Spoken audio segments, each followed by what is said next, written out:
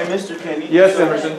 Theoretically, what if I got home at 11:30 at night? That would make it hard to get the free response questions in the progress Yeah, check and then I done. ended up getting sick, and then ended up having tummy troubles for a good bit of the night. Sounds so sick. Get it done tonight. Alright. So we should already have grabbed the answer key to the Big Town Fisheries. We should already be checking our answers. And we'll go over it in just a second. Okay? If you didn't attempt it yet, read over it, see what things you would at least think about it. Okay? So have you done your pulled out Big Town Fisheries yet? Bro, give me a second, bro. It's the back of the AP free response pack. I'm in there. Yeah, there you go. Didn't tell. You got that progress check done at least. So proud of you. Friday afternoon. Bro, I got home late. We need to sit down and talk about it. Oh yeah? We got home at like 6 or 7. So yeah, guys, don't forget, if you want to do that probability retest, which a lot of us should, I need you to sit down and talk with me about the probability stuff, and then you can do the retest after that. Phoebe, you and I have already talked. Raina, did we? I did not. I did after school today. Okay, after school today. Who else did I go over the test with? So somebody. Maybe I'll look it up. Did you pull in Nathaniel? No, It's just Nathan. it's just Nathan. My mom named me after the prophet from the Old Testament who told David, hey, you screwed up and you slept with Bathsheba and then killed her husband. Oh. There's a Nathan in the Bible? Yeah. Nah. Mr. Kenny, I left my stuff. Wait, Mr. Kenny, are you more used to hearing Nathan or Mr. Kenny? Think of it close to like, which is not the best example, but like code switching or thinking, like being able to speak multiple languages of like, you just get used to both, right? So like you just kind of automatically transition between them, right? So like when you're fluent, when you're bilingual, right? You pretty comfortably transition between speaking those two languages. Right. Like when you're truly bilingual, so. Truly. Pretty comfy with both. Anyway, now You're used to code switching. I have to also be 100% comfortable being called dad as well. So now I got like 3 things that I respond He to. can speak? No, he's 3 years old. Like, it's like Dabble, right? No. Not at 3. Is he fluent in English yet?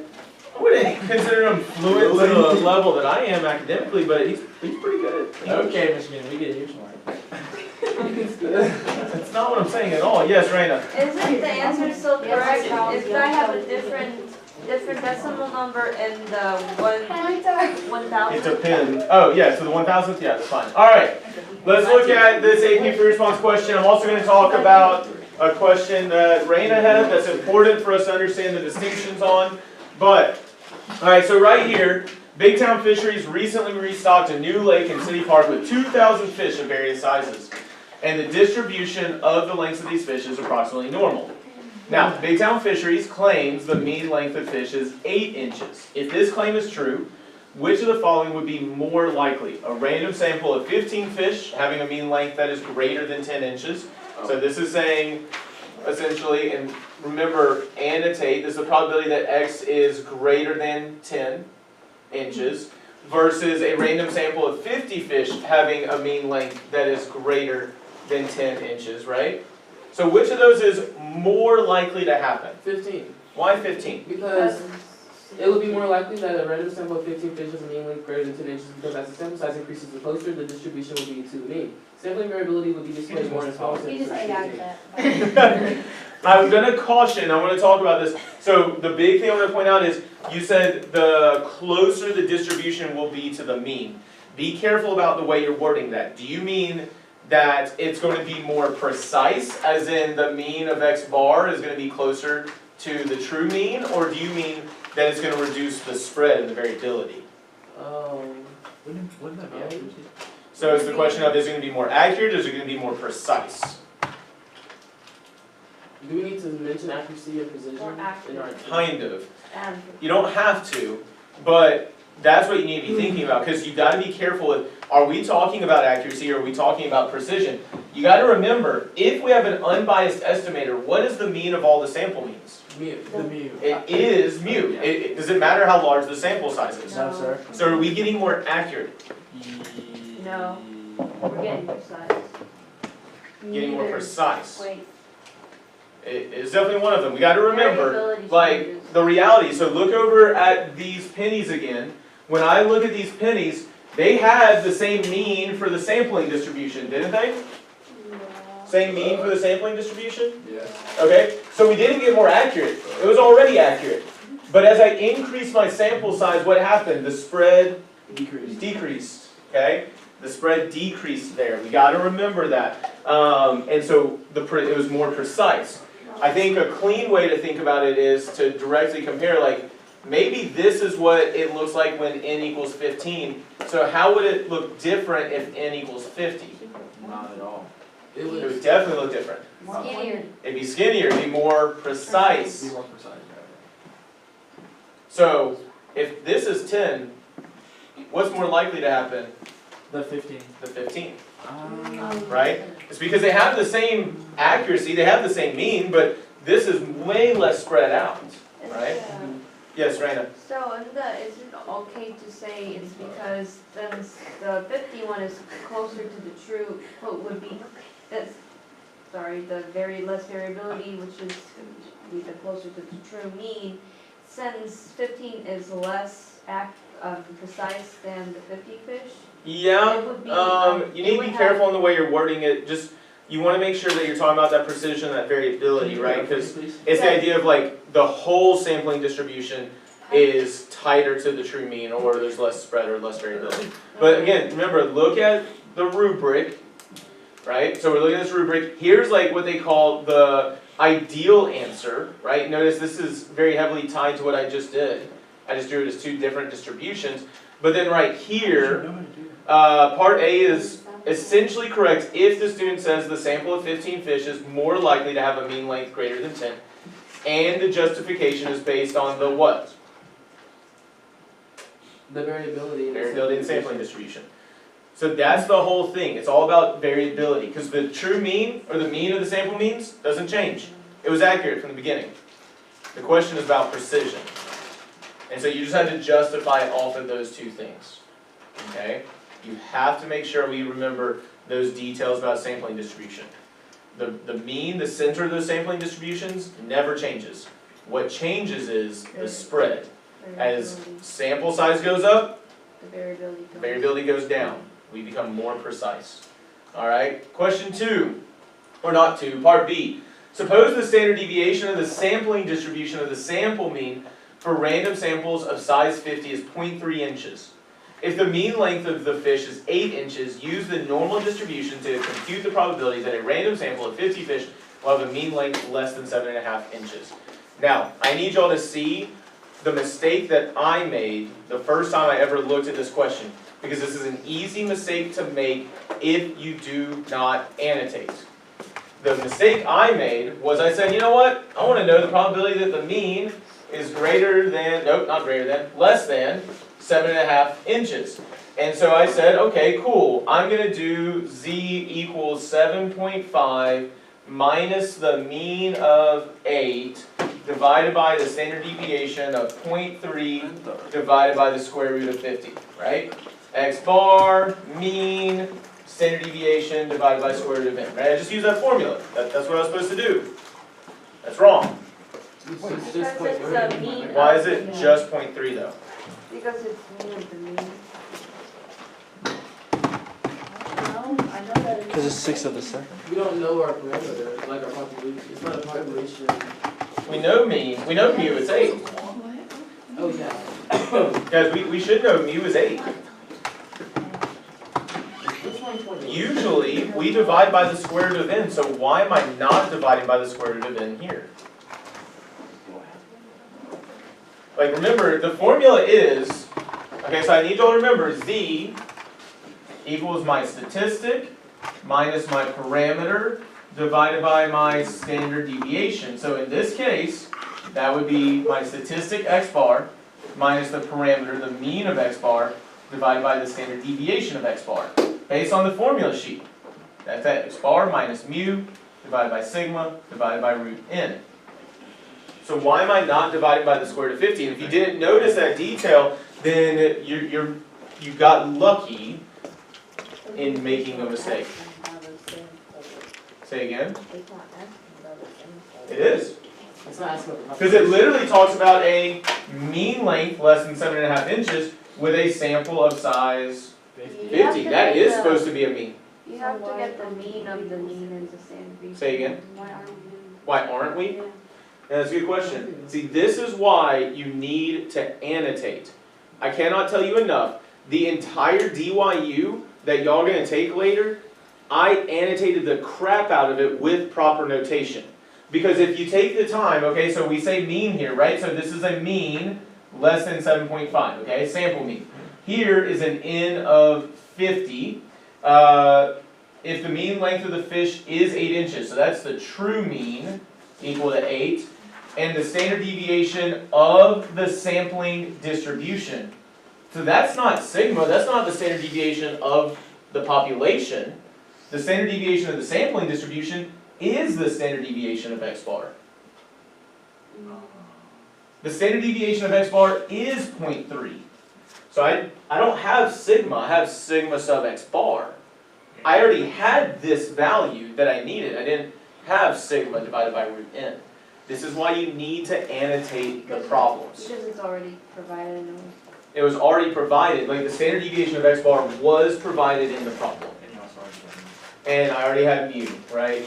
Granted, I have this mu, not mu sub x bar, but I know those are the same. The detail that I missed was I already had this standard deviation. I didn't have this population standard deviation. I didn't need to divide by the square root of n because that's not what I had. I had this. That's really important to pay attention to. You only see that though if you annotate this. I mean, some people may notice it and I was just being a goofball, but I would not have seen that if I hadn't annotated. Yes? What is the exact meaning of annotated? Say again? What is the exact meaning of annotated? When you annotate, you highlight and identify key information and then write notes about it.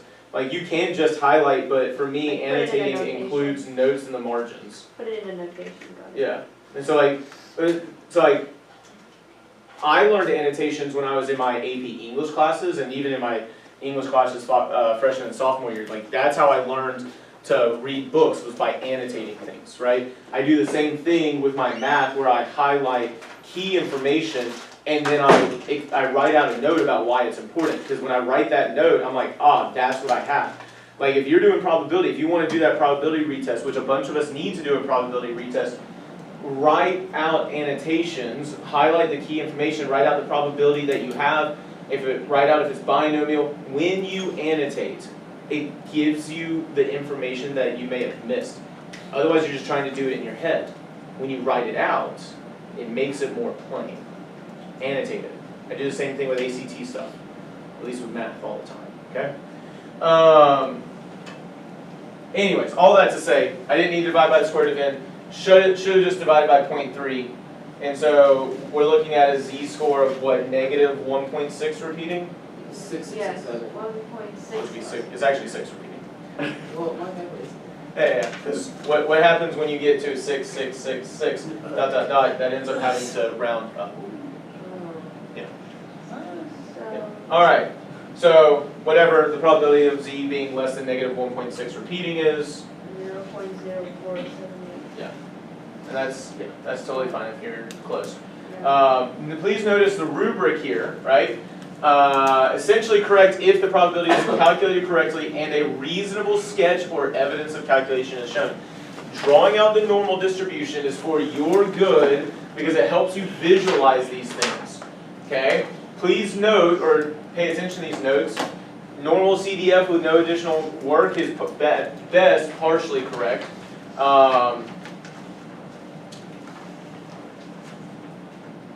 But you have to make sure that you are clearly identifying and labeling everything. So here, no. But if you put stuff with a z-score, it's automatically good to go. Like a z-score clearly shows you understand the mean, standard deviation, all that stuff. Alright, part C, suppose the distribution of fish lengths in this lake was non-normal but had the same mean and standard deviation. Would it be appropriate to use the normal distribution to compute the probability in part B? Yes, Why? because of the central limit theorem. Okay, and so Raina, you were asking about central limit theorem versus Yeah. large counts I got earlier. it right, but it was so. Okay, remember, large counts. What is the large counts condition? Greater than or equal to 10. What is greater than or equal to The 10? probability of failure and success. So the probability, well, Or the average. the expected outcomes are greater than or equal to 10. So n times p Yeah. is greater than or equal to 10. N times 1 minus p is greater than or equal to 10. So what sampling distribution do we count or check large counts with? With proportions. Large counts only applies to proportions. If you just look at the formula, it only deals with proportions. Articulate estimate. The central limit theorem is for what? For Normal distribution. mean. For means. Large counts is for proportions. Central limit theorem is only for means. So, can we say that central limit theorem is for sampling distribution? But it's just only. These are both for sampling distributions. Okay. This is for sampling distributions of p hat. Central limit theorem is for sampling distributions of x bar. That's what you have to remember. Central limit theorem is all about sampling distribution of means. Large counts is all about sampling distributions for p hat. Okay? Alright, questions? Oh, are we gonna go to the No. No? I thought that's what we were going to do. Wait, we're not? Because I did, that's why. We are. PYU. Oh, you're, because your I'm telling you, sarcasm I didn't is do it so first thick, one. I couldn't even tell you were joking. Saying him, I Howard? couldn't tell you were joking at all. I thought it was because you I thought you were did it. serious. I was like, Guys. crying. Yeah. Have we always gone over the progress check? Not if No. you did it, you sent an email and said, like, you could do it. That's true. A few more people got it done. I think up to 8 of us ended up getting it done. That's a lot. I was being a national. Well, I did it yesterday. Oh, you mean you failed at showing up on time yesterday? So you had to make it up today? No. Yes, Yeah. yes. Alright, central limit theorem says, and remember, the central limit theorem, does it say anything about n equals 30? Does the central limit theorem say No. anything about 30? No. No. The central limit theorem says the sampling distribution of the sample mean will become approximately normal as the sample size n increases. Since the sample size is reasonably large, n equals 50, or you could say n is greater than 30, then it would still be okay. Because remember, it talked about, what was it? Let me go back, hold on. It talked about it being non-normal. If it's not normal, the sampling distribution is only going to be approximately normal if the sample size is sufficiently large. Hold on one second. So, if the student says the probability is a reasonable approximation, because the central limit theorem and refers to a large sample size. You had to refer to both parts. The Bless sample you. size of 50, bless you, sample size of 50 is sufficiently large for the central limit theorem. Yes, Raina? It's still enough to get E if I say that the sample size of 50 is greater than 30, which means we can use We CLC. never specified. Yes, that would be fine. Alright. Data collection preparation to submit our project.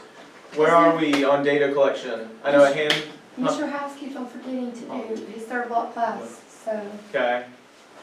So we're done with our data collection, okay. So we need to remind Mr. House, Mr. House is bad. huh? About remembering. Yeah. Just swing by at the beginning of third block and remind I him. did, I stopped by Okay. first to see if he did it, because I went at the beginning of the first block yesterday, and he said. You gotta he give did it, him and his he forgot. Okay. So he wrote it down on his Needs board, your but data. when we, on the way to ASAP. lunch, I'm gonna stop by and be like, Okay. give your ex. Very to job. Yes. Come on, Okay. second block it now. So, yes. So we have finished, No, like but I need our it today. data does not correlate. What do you mean? There's no Yeah, correlation. you figured it. That's fine. So how do we expand on that? So like, is it bivariate data that you're looking at? And I you're saying mean, there's no correlation? There's like, well, we're doing woman and whatever. Woman, man, and then we're doing shoe and GPA, but there's like no correlation. That's fine. Sometimes the data does not reveal anything interesting, and we just have to say that. And when I say it doesn't reveal anything interesting, it means that there may not be a correlation. That's still valuable information, right? It's still valuable to say, oh, there appears to be no relationship between the shininess of people's shoes and their GPA, Okay, we're pretty sure. right? But like, talk about the data, talk about the, like, still practice cussing your data, right? So like, you should be able to, or if it's bivariate, talk about the graph and things like that. So bring in everything we've learned with stats, practice the stuff you'll have to do on the AP exam. So if you have univariate data, the center, the unusual aspects, the shape, the spread, and directly compare those distributions. If you have bivariate data, what are the things you need to talk about with bivariate data? First part of the acronym started with a D. Duffs. DUFs, right? Direction, unusual aspects, form, and strength. Yeah.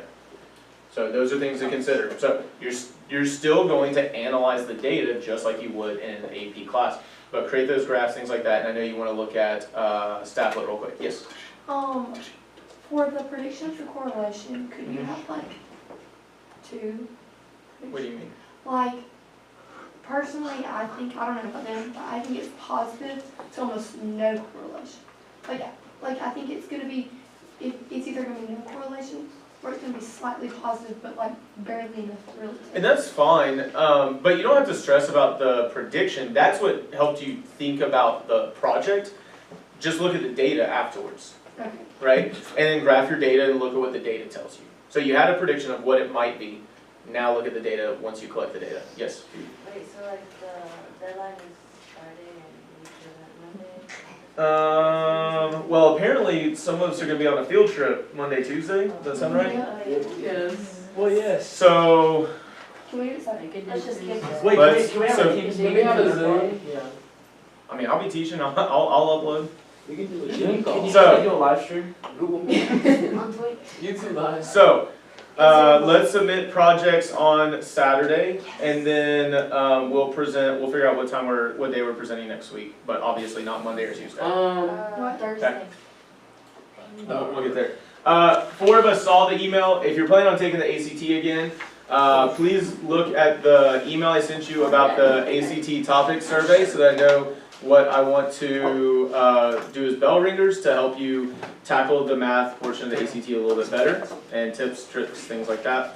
So there was some clear details of like, this is what we probably still need to cover, okay? And then we need to get into the rest of the sampling, variability, and distribution stuff for today. Lorelai, you asked about Stafflet. Yeah, can you go over that? Yeah. So remember, if you just go to stafflet.com, so it pulls up here. So this is your data analysis section up here. So if you just have one categorical variable, single group, you just put your variable in, you put the different categories and then the frequency, and it'll give you different graphs. It's gonna be- That's what I'm saying. Yeah, that wasn't very fun. You're what? I'm sorry? I'm sorry you don't. Okay. So begin analysis, right? And so when you come down, there's a bar chart. Okay? You can make it a segmented bar graph, and you can make a pie chart. And here's the thing, right? I need to see that you can create these different graphs. That's probably one of the biggest things as I'm wrapping up, finishing your proficiency scales. We just didn't have a lot of chances to create graphs. This is a great time for you to show that you can create these graphs, and you need to be able to name them to identify, oh, I know what these things are. Notice, is this, yep, okay. Two, one categorical variable, multiple groups. So like a variable here and then the multiple groups here. That'll allow you to create, I believe, yeah, it'll do two-way tables and, entering it as a two-way table. It'll create mosaic plots, things like that. When you go to one quantitative variable, right? Put your variable name in, put your raw data in, following these rules, and this will create dot plots, it'll create histograms, things like that. You can change some of the features down here of adjusting color, rounding, stuff like that. But you just put your data in, right? So, yes? What is the application is and the website again, please? Stapplet, Stapplet. Okay? Notice I have my data in, I hit begin analysis, and it gives me a dot plot. I can click here and it shows a box plot with my dot plot. I can change it to a histogram. I can even change the histogram from a frequency to a relative frequency. I can do a stem plot. It's one of the few places that I know that you can just make a stem plot online. And we haven't done that. And then notice it gives me my summary statistics, right? My mean, my standard deviation, my 5-number summary, things like that. So we'll do more with it, but Lorelai, does that give you enough to go off of? Yes. Okay, so you just have to look at that and it'll tell you a lot of what to do. Alright, really quick thing, so AP exam scores, which school is better, East Kentwood or Rival High School? So we did this yesterday where we talked about the shape. Remember, the shape of East Kentwood minus Rival High School is approximately normal because both the sampling distributions are approximately normal. So remember we had large enough for the central limit theorem, and Rival High School was already a normal distribution. Please make sure you're using and practicing with proper notation. Right, so we've got our mean here. I showed my standard deviation using my formulas. And so if you did the work, and hopefully you did, I did. like you got it before you got out of here, that's the probability we should have had. Wait. I did this in Mr. House. Okay. I'm just going to talk about 2 things with this. But this is that last lesson. The answer is probably no, but we'll work towards it, right? So, number 3, the big thing I need us to recognize is it says calculate the probability that a random sample of 40 East Kentwood students has a higher mean AP score than the random sample of 20 Rival High School students. So literally what they're asking me to look at is the mean of East Kentwood is what in respect to the sample mean of Rival High School. These two. What does this need to be in respect to this? Greater than, right? It's quite literally telling me that. Now, we don't want to use 2 different distributions, which is what this currently has. But if I subtract the mean of Rival High School from both sides, then I'm left with the mean of East Kentwood minus the sample mean of Rival High School is what in respect to 0? Positive or greater than 0, right? That's what this is saying. Like if we want East Kentwood to be higher than Rival High School, when I subtract them, I need a positive number or greater than 0. And so notice what I immediately did is I came down and I did a z-score. The mean, the difference in the sample means, that's my statistic. The difference in the population means, that's my parameter. And then all of this is my what? Standard deviation. Standard deviation. So I did my z-score calculations. I got those values, which we actually did that at number 2, and so I got this z-score of negative 3.605. So I shade negative 3.6075 all the way to the right. That's my upper or lower bound. My upper bound is infinity. Yes. I'm confused on how we got 0 for the value. Yeah. So, are you good with this statement right here? That East Kentwood needs to be greater than Rival High School? No. What does it say? East Kentwood has a higher mean, right? AP score. So this needs to be greater than this. So what I did, and you're going to want to start just getting used to this always transitioning to this detail. Notice if I subtract these, isn't that a 0? Hey, what's anything minus itself? What's 5 minus 5? Oh, you did minus itself. Okay. Right. Okay. Right? So it's 0.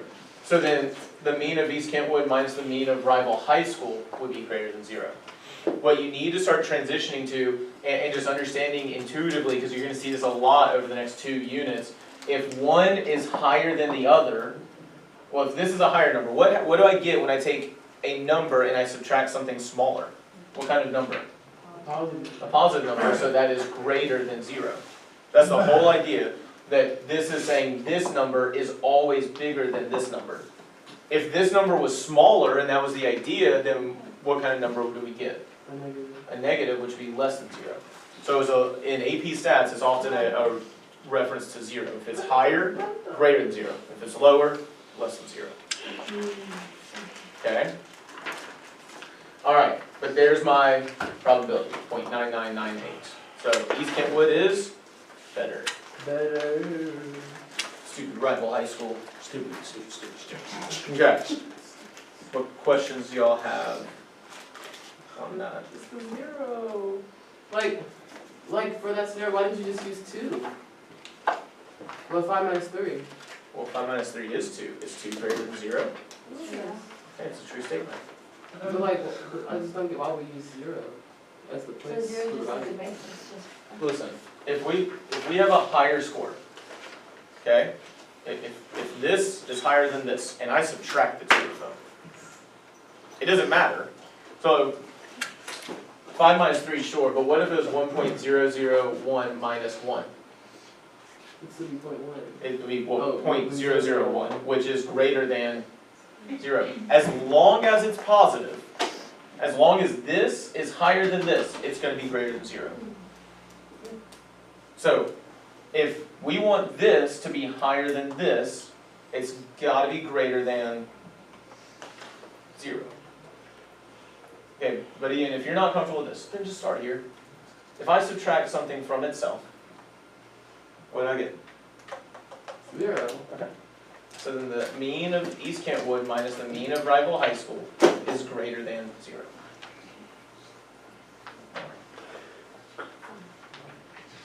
Let's move on. Okay, we need to sit down and talk about that, because if you take a bigger number and subtract a smaller number, it's going to have to be greater than 0. Wait, like, I just don't get like why in the equation we're using 0. Because that's my lower bound. That's my bound, right there. Like value minus mean by best distribution. Like, why is the value 0? Because what's the bound? Do you understand where this is coming from? Yes. Then what's the number? Is it 0? No, I guess, look at it. What's it say? What's it say? 0. Okay, so what's going right there? Oh. But it's not equal, it's greater than. Okay, but on the normal distribution, greater than and greater than or equal to is the same. Oh. Because remember how the area right there is 0? Mhm. Okay. Okay. It's still my bound. I think that's what Andrew said yesterday really well. Is it's still the bound. Even if it's not equal to, it's still the boundary. So that's what we put into the formula for the boundary. Okay. I will point out, do you see a number 2 up here? So would it make sense to put 2 over there? Okay, do you see the number 1? Do you see negative 1? What's the only number you see? 0. So what's the only number that makes sense to put in over there? Yes, 0. Right? It's the only number. Alright, we gotta continue. Quick notes. Sampling distribution for x bar 1 minus x bar 2. What's the shape of that sampling distribution? Approximately. It is approximately normal if what? Both are also approximately I would say both are also approximately normal, but central limit theorem only matters if the sampling, or if the population is what? No, if the population is what? No, we don't need central limit theorem if the population is approximately normal. Is skewed, or at least unknown. Approximately normal if both sampling distributions are approximately normal. And so I'll make this note here, since we're forgetting this. If the population is approximately normal or satisfies CLT. You only have to do one of those. And the CLT is only necessary if the population is not approximately normal. Now, if you don't know, then yes, you need to satisfy the central limit theorem. But it just has to be one of those two things.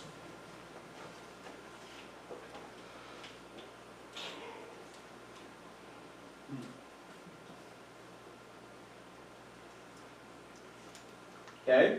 Center. What's the mean of x bar 1 minus x bar 2? Equals x bar minus, x bar 1 minus x bar 2. What is The it? mean of 1 minus the mean of 2. Yes, the population mean of 1 minus the population mean of Sorry. 2. So remember, You're always right. remember this. It would be the mean of x bar 1 minus the mean of x bar 2, but we know that's the mean of 1. And we know that's the mean of 2. But also you have a formula sheet, don't be scared to use it. I'll worry. Sorry. You're good. So what about that standard deviation? The square root of variance over Divided by sample, member substance. the square root. Well, I mean, no, obviously the plus. And then the same thing, but the second one. Okay? So we're just adding those variances and then taking the square root of all of it. So the difference of that and the upper one in the formula sheet is the upper one is expected value and this one is a mean. Say again. So the difference, since there's like whole bunch of equations, the difference of the top one and this one is a mean and this one is the expected value proportion. Proportion. Yeah. Proportion of success, not expected value. Okay? The mean is always the expected value. It's what you expect to see.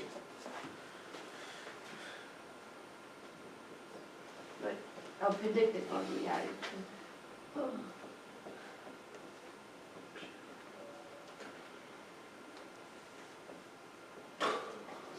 So notice we're going to convert using our parameter and standard deviation. We're going to calculate that z-score. And then I'm going to throw it on a normal distribution.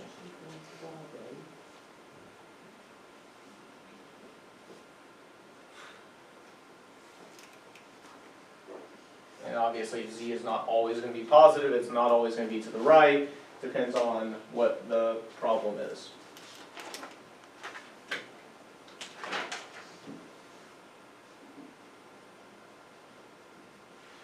Make sure you clearly show that you understand the parameters, the standard deviation, and all those fun things. Okay, so No. is that ever like less than? It is. Yes. I feel like there's one in like the CLT. I mean the CYU. The check your understanding? Yeah. It's quite possible, but let me just point this out. It could definitely be less than, because if I were to make it rival high school minus East Kentwood, we still want East Kentwood to be higher, right? Well, if I subtract a bigger number from a smaller number, what kind of number do I get? Negative, so it needs to be less than 0 in that case. So the order actually matters a lot. Let's add that detail.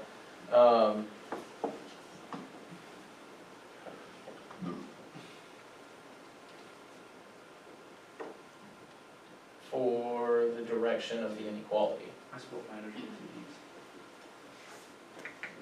And I didn't finish order. I spit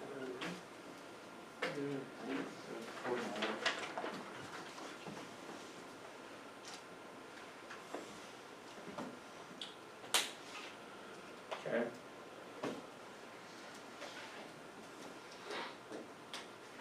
Order matters a lot for the direction of the inequality. Wait. No. Oh, so Huh? like, the mean and standard deviation, are they the same on both sides? Yeah, That's what I thought. I was not sure it was really. because statistic minus the parameter, there's my parameter, divided by standard deviation, there's my standard deviation. Yes, sorry. So I did this. Hold off on that idea. Wait, also, Okay. What? What? when have we done that? Like, no problem. Huh? Like, when have we done no, like, Anytime it's a normal distribution and we do probability. I don't remember doing, like, oh, wait, that's just the, okay, z-score probability, okay. No. Okay, let's do a recap. Okay, here's what we're gonna have to do. We're gonna have to do some practice after lunch. You're gonna have to take your DYU first thing on Thursday, go over it, and then still test on Friday since half of us are going on Tuesday. Why don't we just take it today? This is Ian's Because you ain't fault. ready. Ian's not ready. That's Ian. Well, I won't be here. we ain't tomorrow. ready. Well, I won't be here. fix it. Make it up 100 at a time. So really quickly. We're gonna forget everything else. No, you're not. Not if we really learned it. We don't Here's have a name account. what I need you to remember. Tragic. A z-score does not always go on a normal curve. What is a z-score? It's number of standard deviations above or below the mean. So the z-score does not always have to be on a normal distribution. You can use z-scores on non-normal. But it's when we have a z-score and a normal distribution that we can do a normal CDF. So it's not just, the idea is like if I have a normal distribution, I can use that z-score to calculate a probability with normal CDF. But it's not a z-score probability. The z-score is just the number of standard deviations above or below the mean. Alright, I'm gonna have to come back to that. That's the other thing we need to, we gotta do that too. Alright, so let's do this. We still need to talk about a couple of the progress check questions. That's the other thing. We have to do that before lunch. So are we doing today? No, No. unfortunately. Unfortunately, Okay, Big star. it's not just start. Y'all ain't ready. Okay, so That's I have- holistic. I have- Listen, I know, listen, I can tell that some of us are thinking that you're ready, but we got some big ideas we gotta address.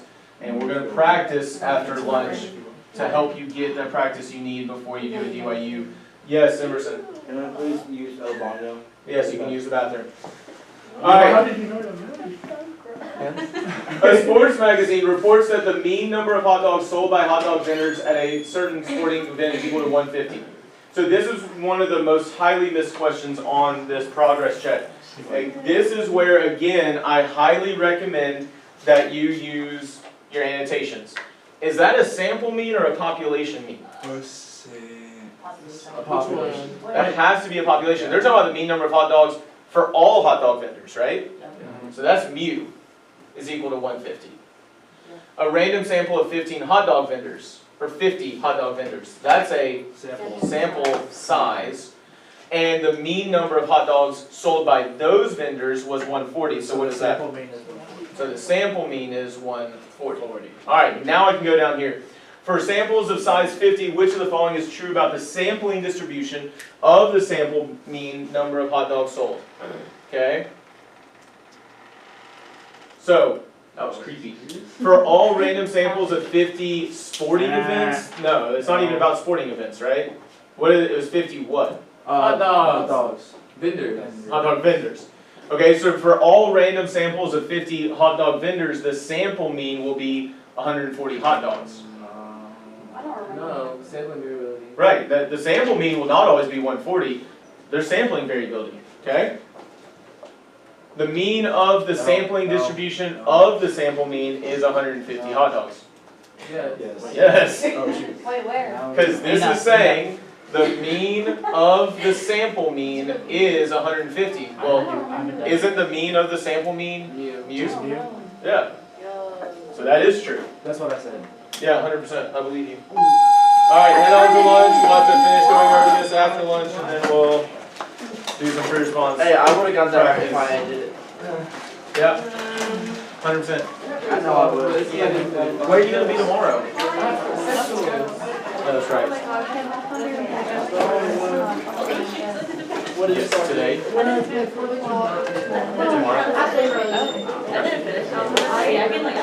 I know Charlie just said his work. Alright, so, progress check. Fair six-sided die will be rolled 15 times. The numbers that land face up will be recorded. Let X bar 1 represent the average of the numbers that land face up for the first 5 rolls, and X bar 2 represent the average of the numbers landing face up for the remaining 10 rolls. The mean and variance of a single roll are 3.5 and 2.92 respectively. What is the standard deviation? Now, I 100% know and understand, not know, but understand why we missed this one. And the majority of us did miss this one. What should we be thinking about when we read the final question here? I got the formula sheet. The formula sheet, thank you, yeah. The formula sheet. Yep. The standard deviation of x bar 1 minus x bar 2. How would I calculate that? The square root of the variance? The square root of the variance divided by number of successes. So the variance of 1 divided by the number of trials plus, The variance over the number of trials. okay? So Oh, it's not squared because it's already variance, oh my god. it was already variance. Oh my gosh, oh. So slow down and pay attention to those details. The most common answer that people picked was D, 2.92 squared. But again, this is why I annotate Wait, what did everything. we see then? The mean is 3.5. The variance is 2.92. Notice we're already given the variance, we're not given standard deviation. This is why you need to annotate and write things out. So yeah, I don't need to square the 2.92, it just is 2.92. Very atypical, but that was what was happening there. Does that make sense how I fixed that? Yes, sir. Paying attention to the details, writing out your annotations, it helps a lot. Number 11, I think 9 people ended up finishing progress check. I think all but 2 missed this one. So that means 7 out of 9, I think is the right numbers, missed this question. So that means we really need to talk about this. And you do need to engage in this one. So child psychologists study the time in months that it takes for infant boys and girls to say their first words. For a certain population, the distributions of time for both populations have the same mean and have the same standard deviation. Mu equals 8 and sigma equals 1.4. 2 independent random samples of infant boys and girls were taken, and the time it takes for the infants in each sample to say their first word was recorded. And the summary statistics are given here. Notice we have X bar and S. And it says Riley, a child psychologist, claims that for all samples of size 40 from the population of infant boys and all samples of size 40 of newborn girls, the mean of the sampling distribution of the difference in sample means is 0.2 months. So what's their claim? Before we even look at the answer choices, what's their actual claim here? For all samples of size 40 from the population of infant boys. Okay, but you're just rereading it. Like, what's the big idea here? So the mean of X bar boys minus X bar girls is equal to what? What's he claiming? He's claiming 0.2, right? But how do I calculate that mean? The mean of boys mean or mu. Yeah, the population mean of boys minus the population mean of girls. Where's he getting the 0.2 from though?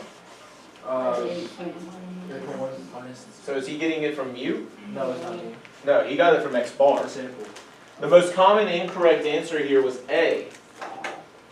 The mean is 8.1 minus 7.9 equals 0.2.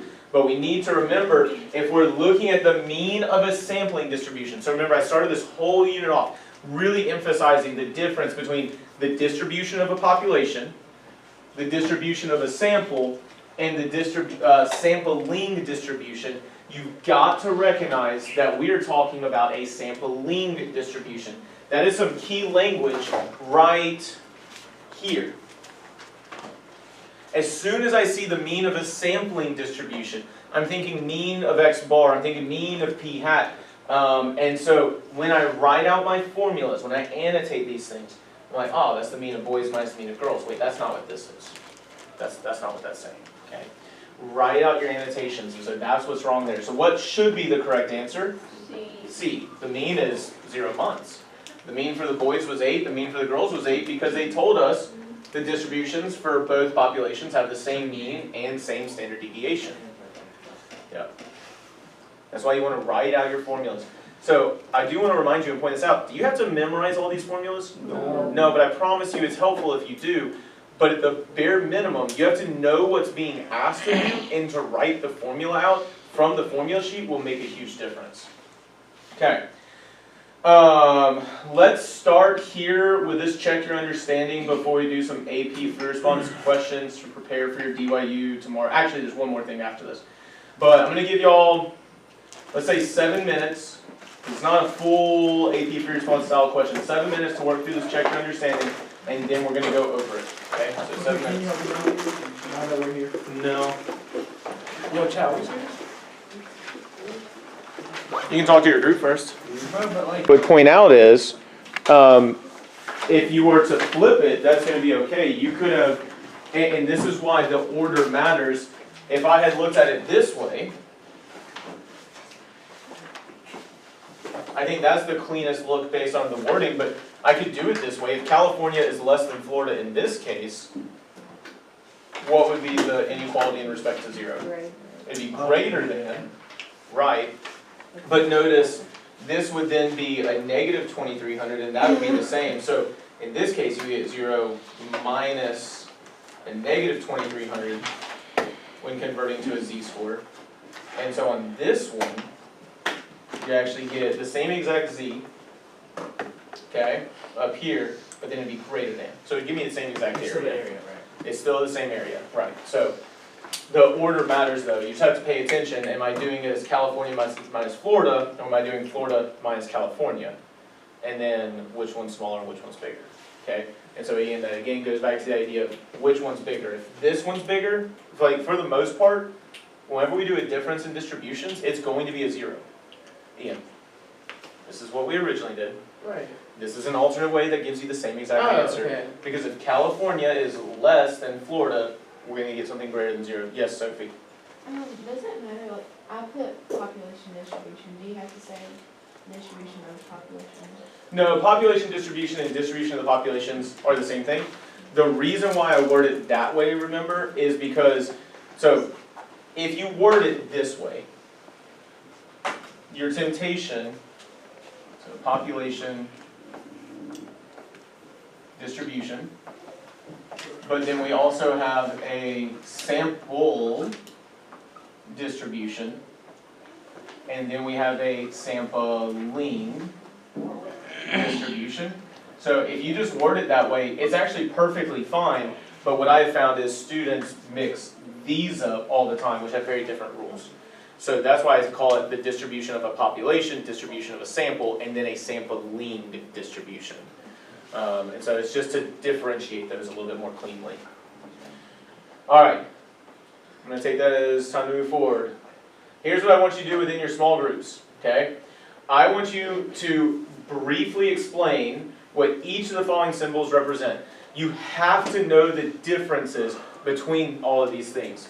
So what I mean by that is I'll start us off with the very first one. You need to pay attention to this because you need to be able to go from the language to the symbol and the symbol to the language quickly and efficiently. So when I say mu, what am I talking about? Population mean. Okay, that's what I mean by explaining what each of the following symbols means. So population mean. I want you to write your responses for each of those on a vertical surface near you. So let's take 4 minutes, I think, or less, and identify what each of those things mean. Where is it? It's up here. Oh, it's up here. Yeah. Here, I can print a copy out. I wanna go ahead and find the. Oh! Sorry, that's not good. Is it okay if we erase this side? Yes. You know what I mean? Hold on 1 second. Oh. I'm gonna print this one slide out for each group.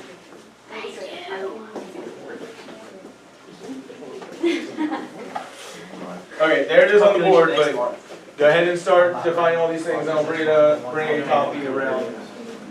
Yes. Population segregation. The P is population portion.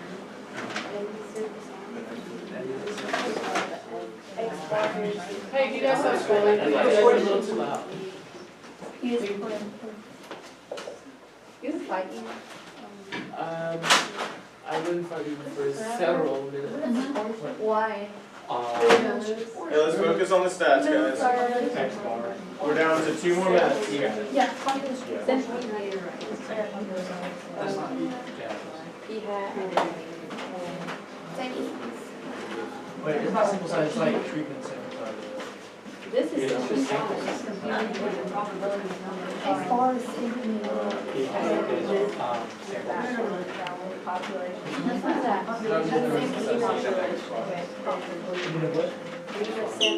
Mu, it's mu.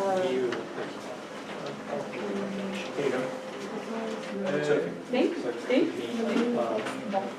the sample. Wait, where are we? The mean of, Mean of the sample. It's just the mean of the. if it's an unbiased estimator.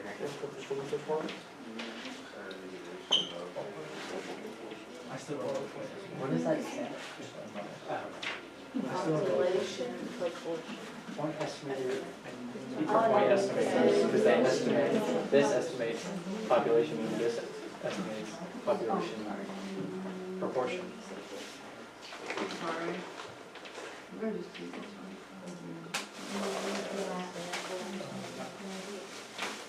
Yeah, wait. You, that's Isn't it like the average proportion?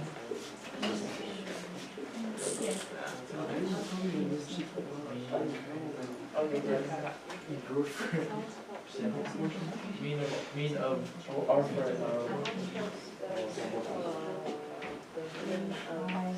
Did you hear? I started hearing your own ID. You what? Stop hearing.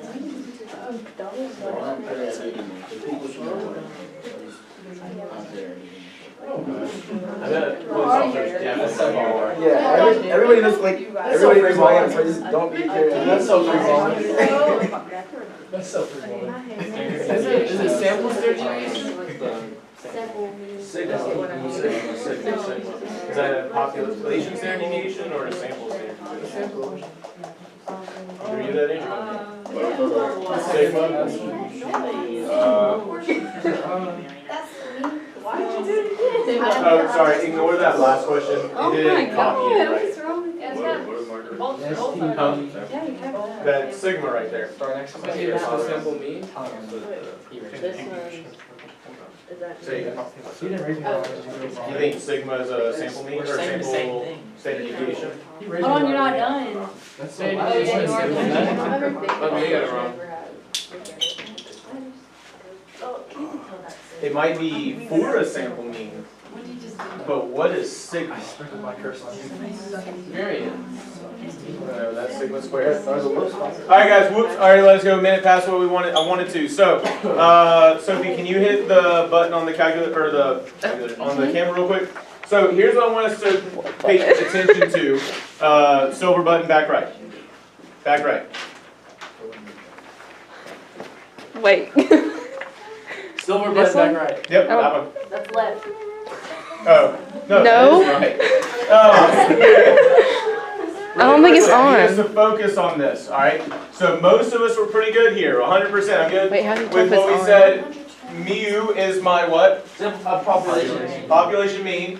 Sigma is Population. population standard deviation. I need us to pay attention to that, because when we come back to that in a second. You were telling me that sigma was a sample standard deviation. No, it's not. Sigma is a population standard deviation. I didn't say that. That is what you said. What's wrong with that one? Why didn't you write that? Sigma is sigma. Sigma is a population standard deviation. That's my point. So hold on to that. Coming back to it. Alright, N. Most of us are pretty good. That was my what? Sample size. Oh, and then P was my population proportion. Population proportion. Okay. X bar and P hat, those are what? Sample mean and and Sample mean and sample proportion. So what's a term I could use to describe all of these, and a different term I could use to describe those two? Wait. So this one is, parameter. this one is parameters, and this one here is, Oh my god. statistic over here, okay? So we have our parameters, we have our statistics. Now, I need y'all to be careful on our language and our wording with some of these things. So, Ray, can you excuse me real quick? So right here, when we say mu sub x bar is the mean of the sample means, what type of mean of the sample means? Of all? So it's the mean of all the sample means. That's what I said. Who said that? Okay? So it's the mean of all sample means in a what? What type of distribution? Sampling. In, sorry, Emerson. In the sampling distribution. Sorry, you need to stop. Okay? So right here, I need us to recognize if these are statistics, these are coming from a distribution of a sample. These are coming from the distribution of a population. That's why they're parameters. Okay? But all of these down here are coming from the sampling distribution. Notice here, this is the mean of all sample proportions. In the same way, this is the standard deviation of all sample means. This is the standard deviation of all sample proportions. Again, all of this is in the sampling distribution. I'm putting quotation marks here to indicate this. And so, I need you to pay attention to this because I know why you're thinking what you're thinking about this idea of being for a sample. But if it's the mean of all sample means, isn't that a population mean? Yeah. That's why mu sub x bar, guys, mu sub x bar is equal to mu because it's a population mean. Now it's a mean of sample means, but that's for the sampling distribution. That's for every possible combination. Well, yeah. That standard deviation right there, that's the standard deviation of all sample means. So that is a population standard deviation for the sampling distribution. Be careful with your language on that. Details matter. Okay? All right. Now, I want us to do, I guess what we have time for is a free response question to practice and prepare maybe for our DYU tomorrow, and we'll start tomorrow with the DYU. So this is the very first AP free response question that is in the packet that I gave you yesterday. So I'm going to give y'all 8 minutes. I know that's a reduced amount of time, but we're on a time crunch. So 8 minutes individually. I need you to work through. By the way, I'm going to leave this up here so you can take a picture of it later if you want. But 8 minutes to work through all of this information. If you have not done your progress check yet, by the way, do it tonight. If you have not finished your Frere model yet, do it tonight. P.S. Someone left their student textbook in the back on my desk back there. So I don't know whose it is. Huh? You can still submit it. Oh, you already did it. Okay, just do this right now. You only got 8 minutes. So number one, you got 8 minutes. If you need an extra sheet of paper, go for it. If you need the formula sheet, definitely have out the formula sheet. Hey, can we focus? Chat. You're going to graduate. Right there. You're going to graduate. It's the very I see it. You're going to graduate. Stars, you do. That's the area, right? So you'll notice I shaded it over here on the left. Does anyone know why I knew it would have to be between 0 and 1 on my Z standard normal distribution? We included the 68% thing.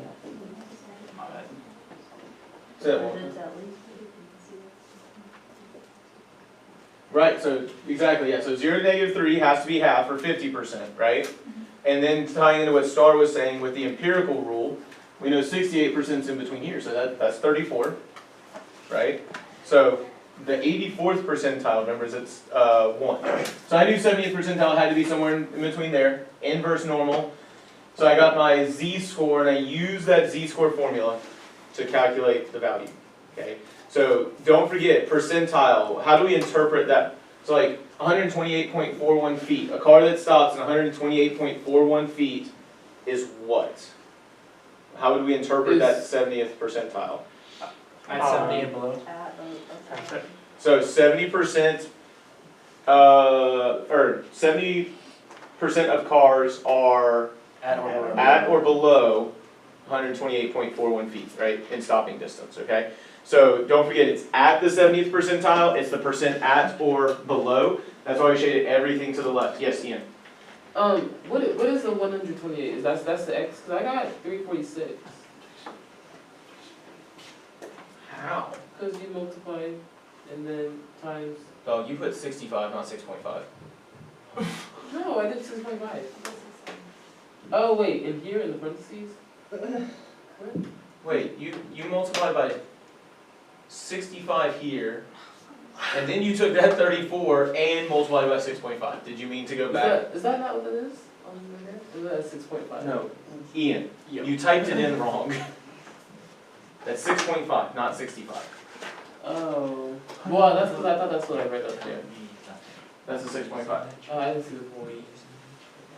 But work it, yeah, I'm like, work it off of your paper. That was so you could check yourself. I didn't know how to do it. 70th percentile. 70% of data is at or below. That's a 0.7 area. Calculate your z-score and then use your z-score formula to calculate the value x. Okay, so I understood. I did the inverse, but I didn't know why we would multiply it times 6.5. Okay, but did you set up this equation where z is equal to the value minus the mean divided by standard deviation? No. Okay, that's why you lost that. I missed that Oh, detail. you're just doing That's that. my z-score formula, and then I solved my z-score formula. So ignore this for now. I started with that. Oh yeah, I know exactly what I'm doing. Okay. Hey, Yes, sorry, Raina. how did you get the number of the How did I get what? How did you get the number of, the probability of success in? Part B? How? Yeah. I know. That was frustrating for me at first too when I first read that question just now. How? Because I didn't remember it and I was like, man, what is going on here? Well, look at what B says again. Yeah, I know it's a binomial, but. It says, what is the probability that at least 2 cars out of 5 will stop in a distance that is greater than the distance calculated in part A? Well, that means we're looking at this stuff that's above it, right? Well, what was below is 0.7. What's above? 0.3. So the probability that it takes more than 128 feet is a 0.3 over there.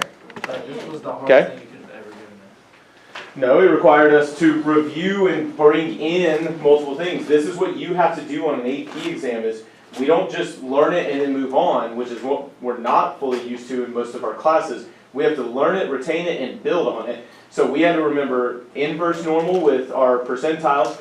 We had to remember, and I will say that part B did require us to think, but remember they're not going to give us something we can't do. So that's where I was like, they didn't give me the probability. I'm like, wait a second, let me reread the question. Oh, that is greater than the distance in part A.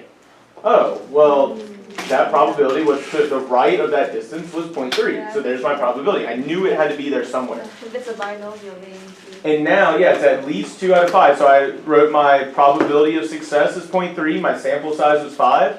I wrote out my probability based on that information, right? So let's look up here actually though. I meant to show this. So what does the rubric say? 128.4 feet, right? The way you essentially correct if you indicate the distribution, which distribution is being used, along with your parameters of mean and standard deviation, calculates the percentile value with the appropriate justification. So you just have to have those things, right? So there's some notes in there. The idea of at least 2 out of 5, recognizing that it's a binomial. They actually didn't show correct work here. I don't like the way they did it. They accidentally combined 0 successes and 1 success. You had to do 2 different if you did it that way.